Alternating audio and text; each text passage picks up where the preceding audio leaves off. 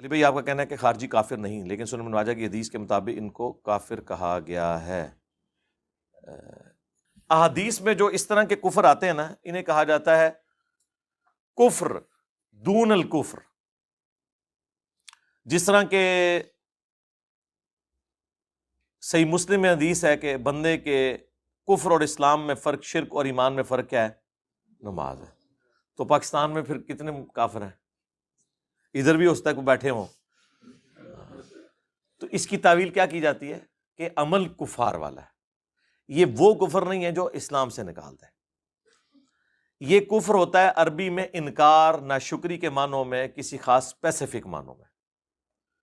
اچھا، یہ تعویل ہم کیوں کرتے ہیں؟ اگر ہم یہ نہیں کریں گے نا تو دنیا میں ہر فرقہ پھر اسلام سے ایک دوسرے کو نکالے بیٹھا ہوا ہے۔ یہ تعویل ہم اس لیے کر رہے ہیں کہ یہ یہاں کفر سے مراد امام وقت کو چھوڑ جانے والا ہے۔ جس طرح کے صحیح مسلم میں حدیث ہے جو امام کی بیعت کے بغیر مرا وہ جاہلیت کی موت مرا۔ اب اسلام کی ٹرم میں جب جہالیت، زمانہ جہالیت بولا جاتا ہے تو اس سے مراد کیا ہوتا ہے؟ کفر کا زمانہ۔ تو جن لوگوں نے حضرت علی کی بیعت نہیں کی تو ان کو ہم کہتے ہیں کہ کافر مر گئے، انہوں نے وقت کے امام کو نہیں پہچانا اور جہالیت کی موت مرے۔ کبھی ہم کہتے ہیں وہ کافر مر گئے؟ ہم کہتے ہیں نہیں، یہاں جہالیت سے مراد یہ ہے کہ گویا وہ عمل کیا، اوور آل کافر نہیں ہے۔ یہ پیورلی علمی بحثیں ہیں۔ سب سے بڑھ کر مولا علی سے زیادہ تو کوئی نہیں خوارج کو جانتا نا، تو سب سے پہلے تو مولا علی سے فتویٰ آنا چاہیے تھا نا یہ کافر ہیں۔ تو میں نے المصنف ابن ابی شیبہ سے بتایا ہے کہ ان سے پوچھا گیا کہ یہ کافر ہیں تو انہوں نے کہا کہ یہ کفر ہی سے تو بھاگے ہیں، تو وہ یہ حدیث پیش کر دیتے نا۔ مخلوق کے سب سے بہترین لوگ جو قتال کر رہے تھے وہ تو حضرت علی تھے۔ یہ حصہ تو بخاری مسلم میں ہے کہ خوارج سے وہ قتال کریں گے جو مخلوق کے بہترین لوگ ہوں گے، اور خوارج بدترین مخلوق ہوں گے۔ اور حضرت علی یہ حدیث بیان کرتے ہوئے کہتے ہیں کہ میں آسمان سے زمین پہ گر پڑوں یہ تو مجھے گوارا ہے، لیکن یہ گوارا نہیں کہ میں رسول اللہ پہ کوئی ایسی بات کروں جو میں نے خود نہ سنی ہو صلی اللہ علیہ وآلہ وسلم۔ یعنی انہوں نے یہ بتایا کہ میں جو بولنے جا رہا ہوں یہ کوئی چھوٹی بات نہیں ہے، چونکہ آپ اپنے فوجیوں کا مورائل بلند کر رہے تھے، کیونکہ صحابہ میں یعنی وہ جب ان کی داڑیاں نمازیں دیکھتے تھے تو وہ کہتے تھے ہم مسلمانوں کو قتل کر رہے ہیں۔ پھر حضرت علی نے وہاں حدیث سنائی کہ مخلوق کے بہترین لوگ ہوں گے جو خوارج کو قتل کریں گے، اور مسلم کے تو الفاظ ہیں اس کے بعد کوئی بھی نیک عمل نہ کریں وہ ان کے لیے یہ قتال ہی ان کے مرتے دم تک کے لیے، ان کی آخرت بچانے کے لیے کافی ہو جائے گا، اتنی بڑی ایکٹیویٹی ہوگی۔ لیکن اس کے باوجود حضرت علی کیا کہہ رہے ہیں کہ یہ کفر ہی سے تو بھاگے ہیں، کیونکہ انہوں نے یہ سمجھا میں کافر ہو گیا ہوں تو مجھے بھی چھوڑ گئے۔ تو حضرت علی نے تو اس حدیث کا انکار کر دیا آپ کے ذوم میں، لیکن میرے نزدیک انکار نہیں کیا، انہوں نے اس کی صحیح ڈیفینیشن بتائی۔ پھر پوچھا گیا منافق ہے، انہوں نے کہا منافق کہاں سے ہو سکتے ہیں؟ منافق تو اللہ کا ذکر نہیں کرتے مگر بہت تھوڑا، یہ تو اتنی لمبی نمازیں پڑھتے ہیں۔ اور بخاری مسلم میں الفاظ ہیں کہ اے علی اتنی لمبی وہ نمازیں پڑھیں گے کہ تمہیں بھی ان کی نمازوں پہ رشک آئے گا۔ تو نماز تو اللہ کی پڑھ رہے ہیں نا وہ۔ اچھا، اور پھر حضرت علی سے جو ان کا اختلاف ہے وہ بھی حضرت علی کی محبت میں ہے کہ معاویہ کے ساتھ آپ صلح کیوں کر رہے ہیں، یہ باغی ہے، یہ واجب القتل ہے۔ یہ ان کا سٹانس تھا، ان کو کوئی اپنی ذاتی اختلاف نہیں تھا۔ ہم جو انہیں غلط کہتے ہیں وہ اس لیے کہ امام وقت کے حکم کی انہوں نے نافرمانی کی۔ جس طرح کہ اگر نعوذ باللہ صحابہ کرام صلح حدیبیہ کے موقع پر رسول اللہ کا حکم ماننے سے انکار کر دیتے حضور کی محبت میں ہی، جو شروع میں ریلیکٹنٹ تھے، حضرت عمر بھی، بخاری میں الفاظ ہیں کہ یا رسول اللہ ہم دب کے کیوں صلح کریں، ٹھیک ہے، تو وہ حضور کی محبت میں ہی کر رہے تھے نا، لیکن وہ غلط ہوتا اگر ایسے کرتے۔ اس لیے بخاری مسلم میں الفاظ ہیں، سہل ابن حنیف کہتے ہیں بدری صحابی، یہ وہی تھے جنہیں حضرت معاویہ کو معزول کر کے حضرت علی نے شام کا گورنر لگایا تھا اپنے دور خلافت میں، اور حضرت معاویہ نے استعفیٰ دینے سے انکار کر دیا تھا تو جنگ صفین لڑنی پڑی حضرت علی کو۔ سہل بن حنیف جنگ صفین کے موقع پر بخاری اور مسلم دونوں میں الفاظ ہیں، وہ اپنا گھوڑا دوڑا کے صحابہ کرام میں آتے ہیں اور وہ کہتے ہیں کہ اگر صلح حدیبیہ کے دن ہمارے اختیار میں ہوتا تو ہم رسول اللہ کے فیصلے کو بدل دیتے۔ اور پھر انہوں نے اسپیسیفکلی مینشن کیا کہ حضرت عمر اس صلح کے اوپر خوش نہیں تھے، اور اگر زبردستی کرنی ہوتی تو حضرت عمر جو ہیں نعوذ باللہ اس فیصلے کو بدل دیتے، انکار کر دیتے۔ وہ اگر خدا نخواستہ ایسا ہوتا تو اپنے ایمان سے یاد ہو بیٹھے، لیکن ایسا نہیں ہوا۔ تو انہوں نے فوجیوں کو کہا کہ اس دن نبی الاسلام کے فیصلے کو ہم نے قبول کیا، آج تمہارا کام ہے کہ علی کے فیصلے کو قبول کرو۔ وہ تحکیم کا مسئلہ، وہ پھر ایک دردناک سٹوری ہے۔ لیکن بخاری مسلم کی اس حدیث سے یہ بھی پتہ چل گیا کہ سہل بن حنیف بدری صحابی صلح حدیبیہ کے ساتھ جوڑ رہے ہیں تحکیم کے مسئلے کو۔ صلح حدیبیہ میں اللہ کے نبی اور صحابہ ایک طرف تھے اور دوسری طرف مشرکین عرب تھے، اور اس موقع پر مولا علی اور ان کے ساتھی ایک طرف تھے اور دوسری طرف اہل شام تھے۔ تو یہ اس میں اہل شام کی جتنی فضیلت آئی ہوئی ہے نا، وہ آپ کو پتہ چل گئی ہوگی، کیونکہ جب اب جوڑا جا رہا ہے نا اس کے ساتھ، وہ تو بخاری میں موجود ہے، جب حضرت علی نے وہ محمد رسول اللہ مٹانے سے انکار کر دیا تھا، جب کافروں نے اعتراض کیا ہم تو آپ کو اللہ کا رسول نہیں مانتے، آپ لکھیں محمد بن عبداللہ، حضور نے کہا علی کاٹ دو اور لکھ دو، انہوں نے کہا یا رسول اللہ میں تو نہیں کاٹوں گا۔ اب یہ کس حضور کی محبت میں انہوں نے کہا، پھر حضور نے کہا ادھر مجھے دو، پھر آپ نے لکیر پھیری اور اپنے ہاتھوں سے لکھا۔ اور حضرت ابوبکر کہتے ہیں حضور کی ہینڈ رائٹنگ اتنی اچھی نہیں تھی، اس لیے کہ آپ کو اللہ تعالیٰ نے یہ ملکہ نہیں دیا تھا، یہ حضور کا معجزہ تھا کہ آپ لکھ پڑھ نہیں سکتے تھے، کیونکہ سورہ العنکبوت میں اگر ایسا ہوتا تو لوگ گمان کرتے یہ کتاب آپ نے خود لکھ لی ہے۔ حضور کے حق میں لکھا پڑھا نہ ہونا یہ عیب نہیں ہے، خوبی ہے، اور لکھا پڑھے سے مراد جاہل ہونا نہیں ہے، اللہ نے انہیں علم سکھایا ہے، لیکن یہ اللہ تعالیٰ نے ان کو معجزہ دیا ہے کہ تو وہاں پہ حضرت علی نے جو انکار کیا تو وہ اس وجہ سے نہیں تھا کہ نعوذ باللہ نافرمان تھے۔ اور اسی حدیث کا ایک طریق سنن نسائی الکبریٰ کے اندر موجود ہے، خصائص علی والے چیپٹر کے اندر، وہ بڑا دردناک ہے۔ اس میں پہلے تو وہ مناظرہ بھی ہے جو خوارج اور ابن عباس کے درمیان ہوا، جو ہم نے ریسرچ پیپر 5B کربلا والے میں ڈالا ہوا ہے، اور دوسرا یہ وہ روایت لے کے ہے کہ حضرت علی نے جب یہ انکار کیا نا، حضور نے یہ کیا تو اس کے بعد نبی الاسلام نے حضرت علی کو ایک رازداری کی بات بتائی اور کہا کہ اے علی تم پہ بھی اسی طرح کا ایک وقت آئے گا، اس وقت تمہیں بھی وہی کچھ کرنا ہوگا جو آج میں کر رہا ہوں۔ یعنی رسول اللہ نے اپنی جگہ علی کو رکھا اور مشرکین عرب کی جگہ حضرت علی کے مخالفین کو رکھا، تبھی ریزیمبلنس بنے گی نا۔ انہوں نے کیا کہا تھا کہ ہم محمد رسول اللہ نہیں مانتے، محمد بن عبداللہ لکھو۔ جب حضرت علی اور حضرت معاویہ کے درمیان جنگ بندی ہوئی، جو معاہدہ لکھا گیا اس میں لکھا تھا امیر المؤمنین خلیفۃ المسلمین علی ابن ابی طالب اور معاویہ ابن ابی سفیان کے درمیان۔ تو معاویہ بن ابی سفیان رضی اللہ تعالیٰ عنہ، ہم تو ہماری تو مجبوری ہے جی، صحابی ہونے کی وجہ سے ہم احترام سے نام لیتے ہیں اور رضی اللہ عنہ کہتے ہیں، نبی الاسلام کی نسبت کی وجہ سے۔ تو ان کے پاس جب یہ معاہدہ پہنچا تو انہوں نے کہا میں تو اس معاہدے پہ سائن نہیں کروں گا، میں تو اسے امیر المومنین نہیں مانتا ہوں، جس طرح کے مشرکین عرب نے کہا تھا کہ ہم اسے اللہ کا رسول نہیں مانتے۔ ٹھیک ہے، تو آپ ذرا دیکھ لیں کیا ریزیمبلنس بن رہی ہے۔ اس سے ان ناسبیوں کا بھی رد ہو گیا جو کہتے ہیں نہیں وہ حضرت علی کو خلیفہ مانتے تھے، بس صرف قصاص عثمان مانگتے تھے۔ وہ اس سے بڑھ کے تو جامعہ ترمذی اور سنن ابی داؤد میں موجود ہے کہ بنو امیہ کے لوگ کہتے ہیں علی تو خلیفہ ہی نہیں ہے اور خلافت تو ہم میں ہے، جس پہ حضرت سفینہ نے کہا تھا یہ ان کی پیٹھ سے جھوٹ نکلا، ان کی بادشاہت روئے ارض کی بدترین بادشاہت ہے۔ اور مسند ابی داؤد طیالسی اور مصنف ابن ابی شیبہ میں تو یہاں تک موجود ہے کہ یہ بدترین سخت گیر بادشاہ ہیں، اور ان کا پہلا بادشاہ معاویہ ابن ابی سفیان ہے۔ اور راوی حدیث جب حضرت سفینہ سے پوچھتا ہے کہ پھر حضرت معاویہ کیا ہوئے اگر خلافت 30 سال تک ہے، جب حضرت سفینہ کہتے ہیں ابو بکر کے 2 سال، عمر کے 10 سال، عثمان کے 12، علی کے 6، اور حسن ابن علی کے 6 مہینے بھی اس میں شامل ہیں، 5.5 سال اور یہ مل کے 6، ان کا معاویہ تو بادشاہ ہیں۔ اور مصنف ابن ابی شیبہ میں آیا کہ سخت گیر بادشاہ اور پہلا معاویہ ابن ابی سفیان ہے۔ یعنی حضرت سفینہ حضور کے آزاد کردہ غلام، وہ ان کو خلیفہ نہیں مانتے تھے بلکہ بادشاہ مانتے تھے۔ ہم خلیفہ بھی نہیں مانتے، یہ ذہن میں رکھیے گا، خلیفہ راشد چھوڑ دیں، خالی خلیفہ بھی نہیں مانتے، ملک مانتے ہیں۔ ہاں ان معنوں میں تو خلیفہ آپ بے شک عمران خان کو بھی کہہ لیں اور شہباز شریف کو بھی کہہ لیں حکمران کے طور پہ، یزید کو بھی کہہ لیں آپ کا دل کرے، لیکن اگر خلیفہ ان ٹرو سینس کے اندر ہے تو وہ خلفائے راشدین وہی ہیں۔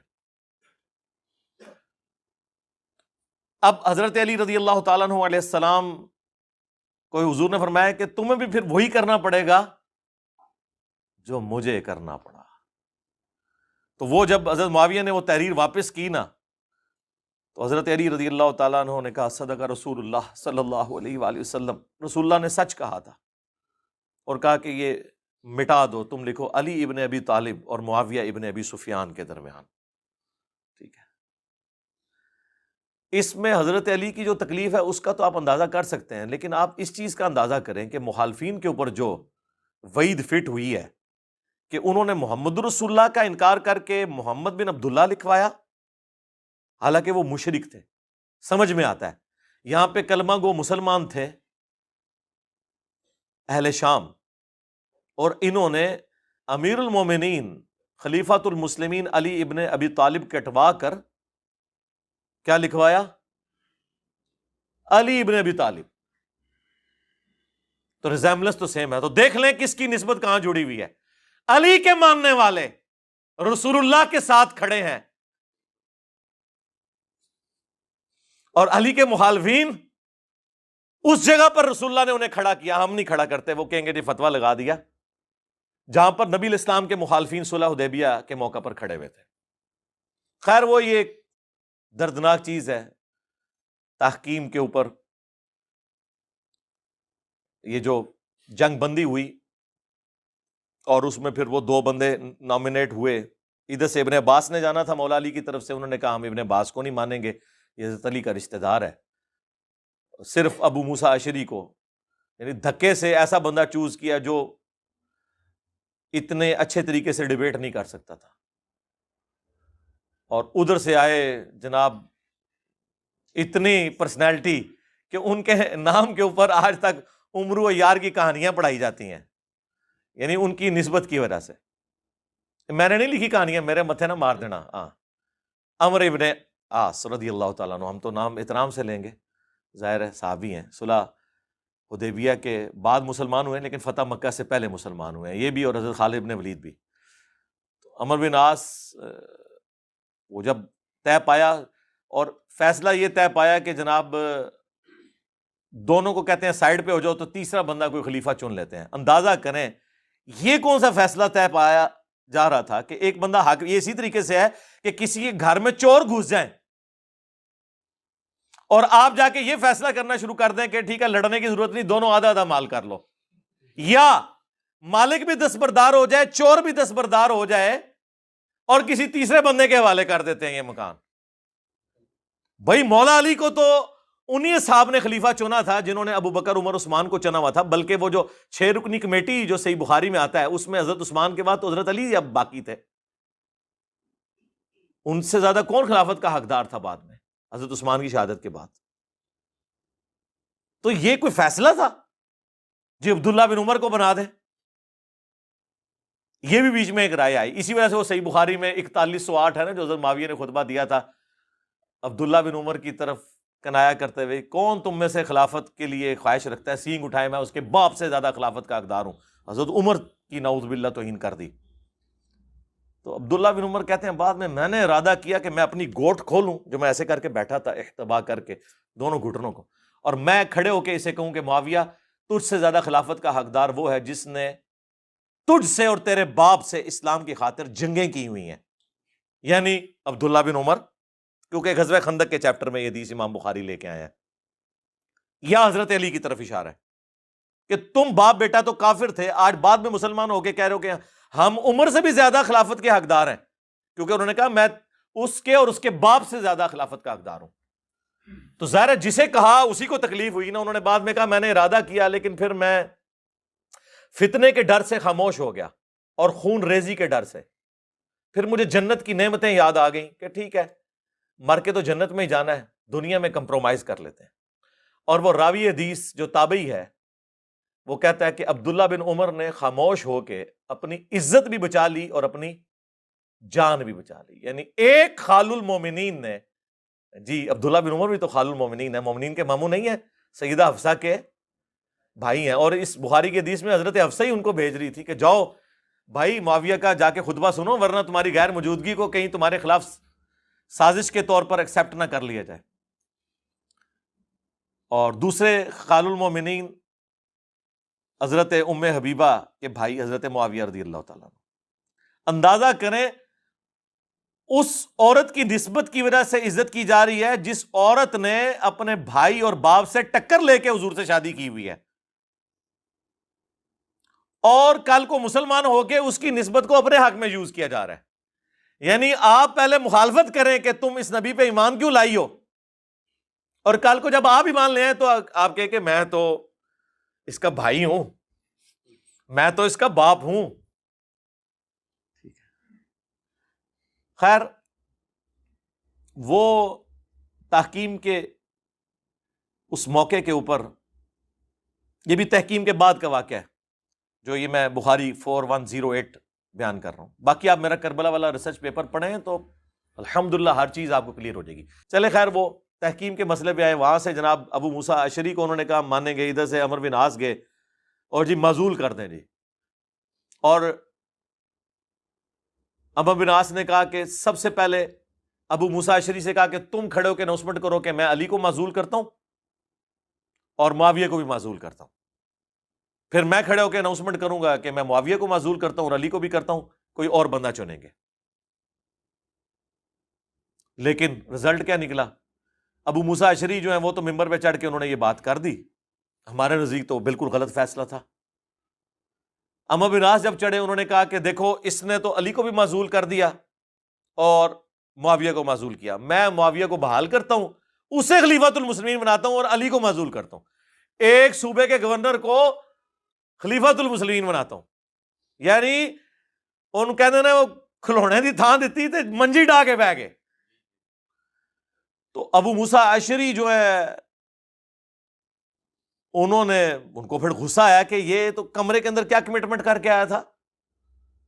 تو انہوں نے کہا کہ تو جو ہے نا تیری مثال کتے کی مثال ہے اے عمر. یہ انہوں نے کہا، میں نے نہیں کہا. تو انہوں نے کہا تیری مثال گدھے کی مثال ہے. ٹھیک ہے، خیر اسی کے اوپر وہ چپکلش ہوئی، معاملہ یہیں پہ ختم ہو گیا. پھر حضرت علی واپس چلے گئے. ابھی صفین پارٹ 2 ہونا تھا لیکن خوارج نے حضرت علی کو شہید کر دیا. اس کے بعد پھر ابو موسیٰ اشعری پوری زندگی حضرت علی کے سامنے نہیں کبھی آئے، شرمندگی کے مارے جو کچھ ایکٹیویٹی پرفارم ہوئی. اسی وجہ سے شیعہ جو ہیں ابو موسیٰ اشعری کو برا کہتے ہیں. تو وہ کوئی 100% پھینکنے والی بھی ان کی بات نہیں ہے، مس ہینڈلنگ تو ان سے ہوئی ہے. ہم یہ کہتے ہیں وہ صحابی ہیں، صحابیت کا احترام کریں. دیکھیں سر، ہمارے جتنا جگرا ہے کسی کا، ہم تو مولا علی کے مخالفین کو بھی کہتے ہیں کہ یار صحابی ہیں، احترام کریں. علمی رد ضرور کریں لیکن احترام کے دائرے کے اندر.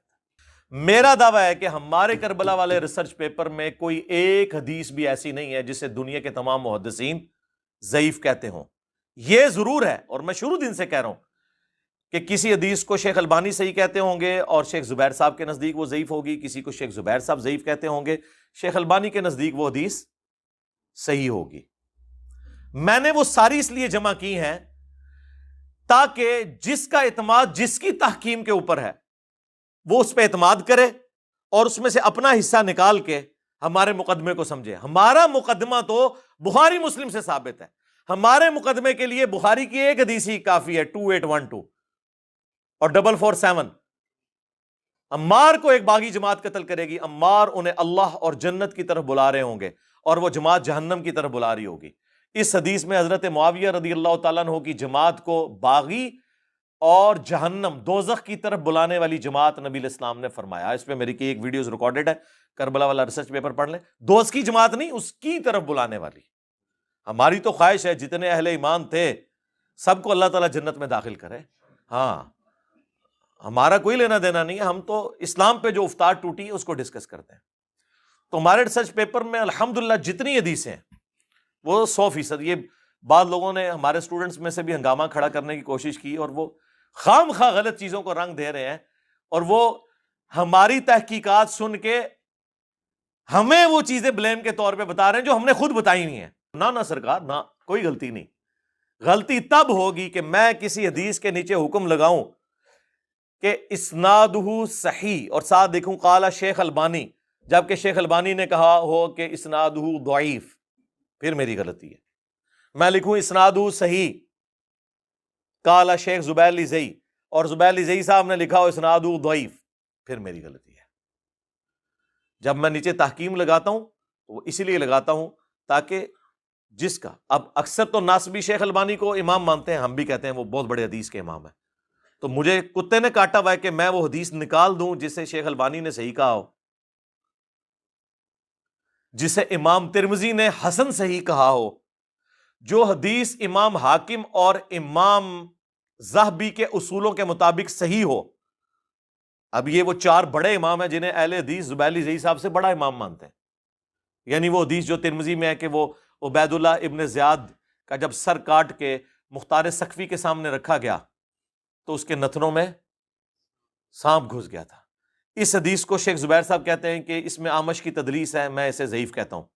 میں جب شیخ صاحب سے پوچھا، شیخ صاحب کہتے ہیں میرے نزدیک ایک سانپ نہیں 1000 سانپ اس کے نتنوں میں داخل ہونے چاہیے۔ ہاں وہ کہتے ہیں میں تو خوش ہوں، لیکن میں اصول پہ بات کر رہا ہوں، مجھے اس کی سما کی تصریح نہیں ملی۔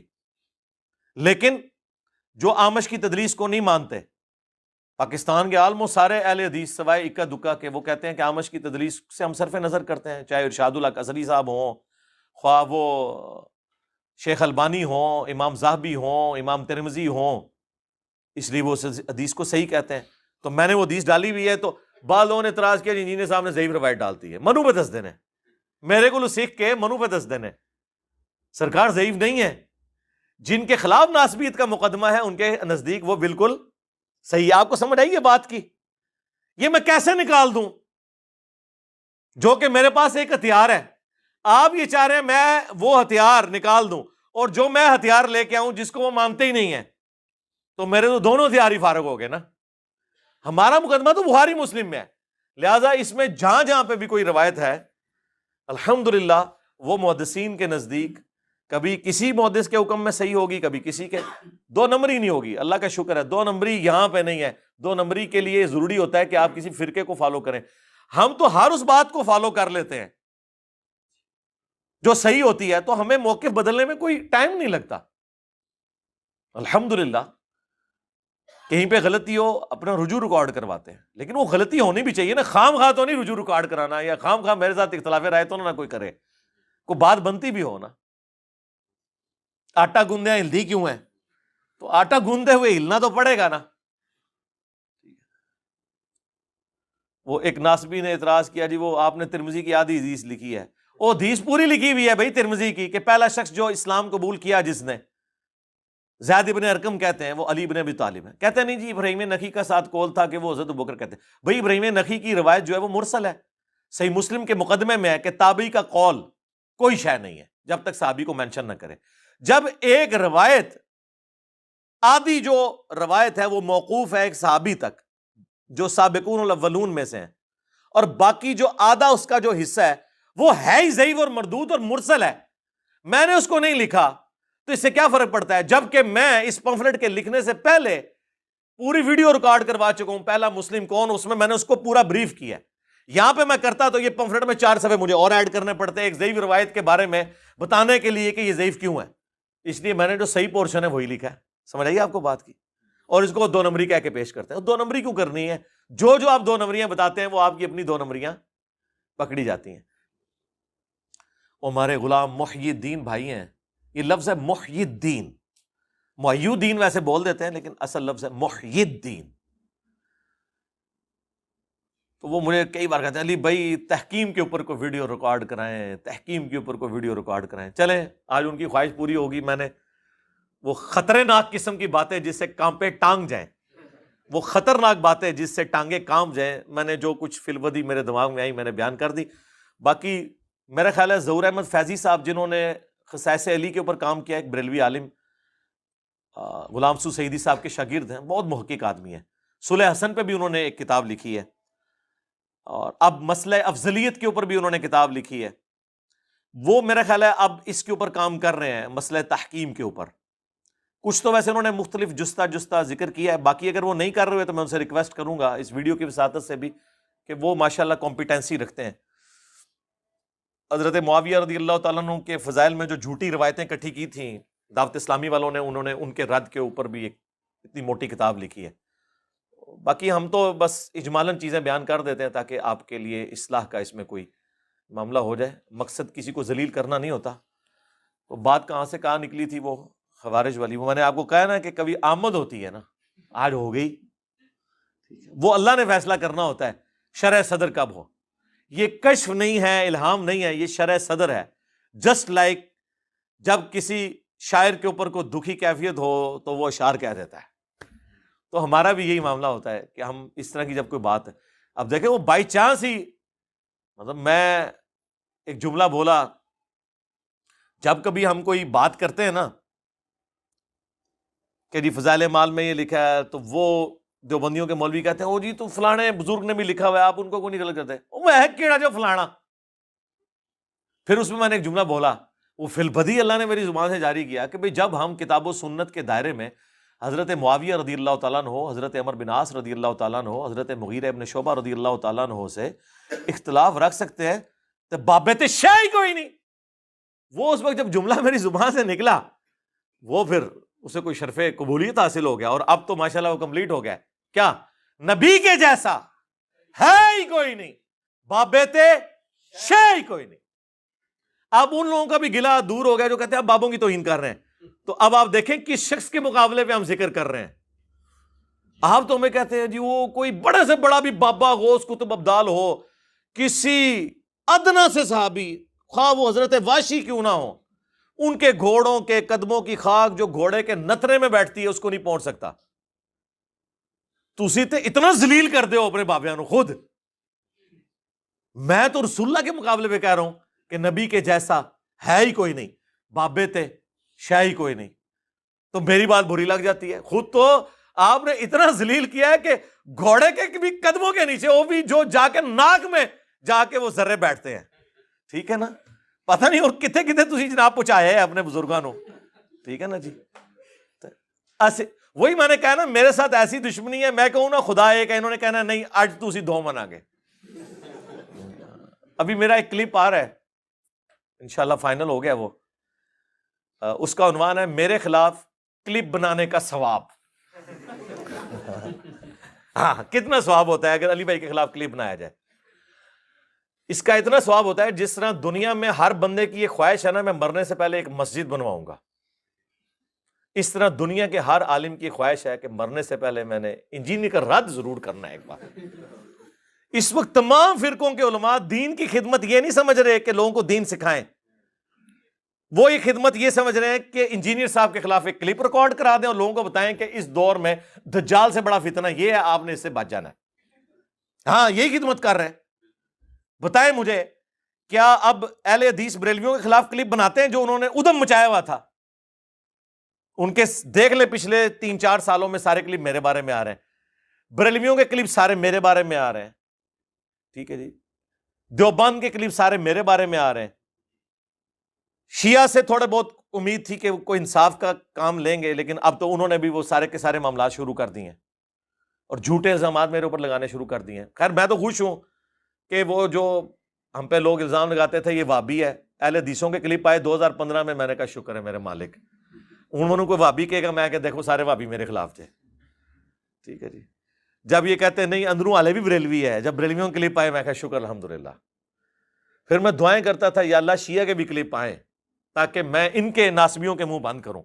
ہوں دیکھو تھوک دے صاحب نال کلپ آ رہے ہیں انہوں نے بھی. ٹھیک ہے جی؟ تو ہم ساروں کہیں گے شکریہ علماء دیوبند، علماء بریلویہ، علماء اہل حدیثیہ اور وہابیہ اور شیعہ کہ آپ لوگ یہ کلپ اور بنایا کریں تاکہ میں اپنی عوام کو سیٹسفائی کر سکوں گا. تک کو یار یہ بھی گالا منو کٹ رہے تھے، منو خدا دا نام منو سرٹیفکیٹ دے دو کہ میرا تعلق کسی کے ساتھ نہیں ہے، ہم تو سمپل مسلم ہیں الحمدللہ.